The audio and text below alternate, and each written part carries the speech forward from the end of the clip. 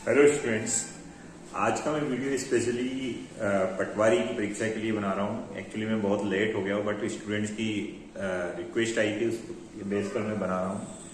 तो सिंपल जो भौतिक राशि है, फिजिकल क्वांटिटी क्या होती है, उस पर बेस्ड बना रहा हूँ। तो फिजिकल क्वांटिटी उन सारी क्वांटिटी को या भौतिक राशि उन सभी राशियों को कहते हैं जिनको हम मेजर कर सकते हैं। इनमें हमारी कुछ व्युत्पन्न राशि होती है, कुछ मूल राशि होती है। मूल राशि किसी अदर राशि पर डिपेंड नहीं करती है, जबकि व्युत्पन्न या ड्राइव्ड जो फिजिकल क्वांटिटी होती है वो अदर क्वांटिटी पर डिपेंड करती है। जैसे अगर हम देखें तो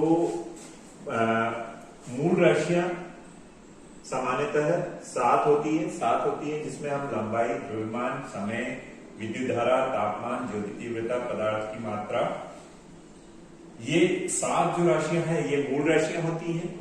इसके साथ ही साथ दो पूरक राशियां होती हैं। पूरक राशि में आपका समतल कोण जिसको एंगल कहेंगे, घन कोण जिसको सॉलिड एंगल कहेंगे। तो ये है क्या, इनके सूत्र क्या होते हैं, इनकी विमाएं क्या होती हैं और इनके मात्रक क्या होते हैं। आपको पता है मात्रक बहुत जरूरी है, बिना मात्रक के हम किसी भी फिजिकल क्वांटिटी को नहीं मेजर कर सकते हैं। जैसे मैं आपको 2 बोलूं तो 2 क्या होता है, 2 तो एक नंबर होता है, तो नंबर से काम नहीं चलेगा। अगर मैं आपसे 2 kg कहूंगा तो आप समझ पाएंगे कि हाँ, आप किसी फिजिकल क्वांटिटी को, भौतिक राशि को मेजर कर रहे हैं और उस भौतिक राशि का नाम होगा द्रव्यमान। तो देखते हैं बच्चों, मैंने यहाँ पर लिखा है मूल राशियां जो कि 7 है। बस आज मूल राशियां और पूरक मूल राशि के बारे में बात करें, मतलब जिसको मेन फिजिकल क्वांटिटी या फंडामेंटल क्वांटिटीज भी कहते हैं, और पूरक मूल राशि को हम सप्लीमेंट्री क्वांटिटीज भी कहते हैं। इनके एसआई मात्रक क्या है वो देखेंगे। लंबाई का एसआई मात्रक जो होता है वो मीटर, इसको हम शॉर्ट में एम लिखते हैं। इसका वैसे पर्टिकुलर कोई सूत्र नहीं होता है, लेकिन हम स्पीड वाले सूत्र से बना सकते हैं। तो स्पीड इज इक्वल टू होता है length upon time. Length upon time, तो हम लेंथ की फॉर्मूला निकालना है, तो लेंथ का फॉर्मूला क्या निकल जाएगा, तो length is equal to speed, H stand speed और टी स्टैंड टाइम। तो स्पीड इंटू टाइम से मिलकर बन जाता है लेंथ।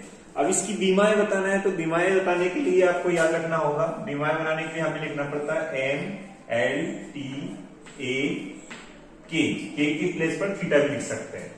अब ध्यान दो बच्चों, इसमें ध्यान रखना होता है कि फिजिकल क्वांटिटी में कौन सा क्वांटिटी है, मतलब लेंथ है, टाइम है, मास है। ये जो एम स्टैंड मास, लेंथ, टाइम ऐसे करके आपको बताना होता है। इनकी पावर क्या होती है वो उसकी विमाएं होती है।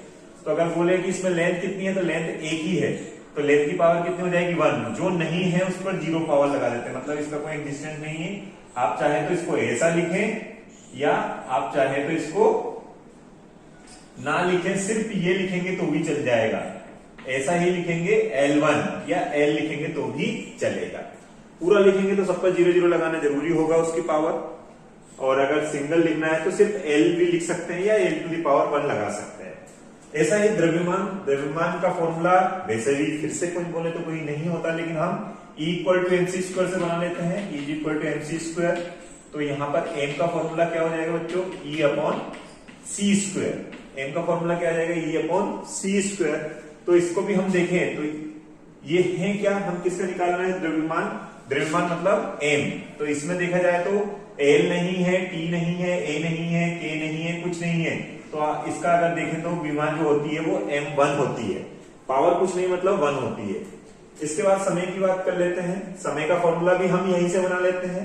तो समय का फॉर्मूला क्या हो जाएगा बच्चों, समय का फॉर्मूला अगर लिखना है तो याद रखिए, अदरवाइज डायरेक्ट डायमेंशन भी याद रख सकते हैं। समय का जो एसआई मात्रक होता है वो होता है सेकेंड, और समय को आप क्या लिख सकते हैं, तो समय को लिखने का लेंथ अपॉन स्पीड, मतलब लंबाई अपॉन समय, लंबाई अपॉन चाल, समय स्पीड को चाल कहते हैं हिंदी में।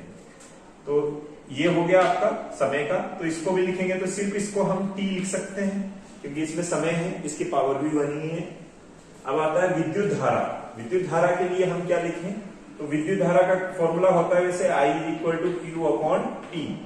ध्यान दीजिए बेटा, विद्युत धारा या इलेक्ट्रिक करेंट का फॉर्मूला होता है I equal to Q upon T. इसका विमीय सूत्र जो होता है वो सिर्फ A होता है। A किसके लिए होता है, एम्पियर में, एम्पियर का होता है। हम धारा को एम्पियर में मेजर करते हैं, विद्युत धारा को। इसके बाद में आता है तापमान। तापमान का वैसे भी अगर कोई देखा जाए तो कोई फॉर्मूला तो नहीं है, फिर भी अगर आप लिखना चाहें तो बहुत सारे फॉर्मूला होते हैं, बट अब तापमान का एसआई मात्रक जो होता है वो क्या होता है, केल्विन। केल्विन होता है बच्चों, क्या होता है, केल्विन। कई लोग सोचते होंगे फ़ारेनहाइट और सेल्सियस होगा, बट सेल्सियस और फ़ारेनहाइट एसआई मात्रक नहीं है। हाँ, उसके अदर मात्रक हो सकते हैं, बट एसआई मात्रक केल्विन है। इसका कोई पर्टिकुलर फॉर्मूला इसमें नहीं है, तो मैं वो फॉर्मूला नहीं लिखवा रहा हूं। तो इसका विमीय सूत्र जो होगा वो होगा बच्चों के लिख सकते हैं, के फॉर केल्विन, या इसको थीटा भी लिख सकते हैं। इनकी पावर कुछ नहीं, मतलब 1 होती है। ऐसा ही जिनमें पावर नहीं लगाई है मतलब उसकी पावर 1 है। ये आप यहां तक आ गए, इसका कोई पर्टिकुलर फॉर्मूला नहीं है। इसके बाद में ज्योति तीव्रता, इसका एसआई मात्रक होता है कैंडिला। क्या होता है, कैंडिला। इसका भी कोई फॉर्मूला नहीं है, तो आप कैंडिला के लिए भी सिर्फ क्या लिख सकते हैं, सीडी।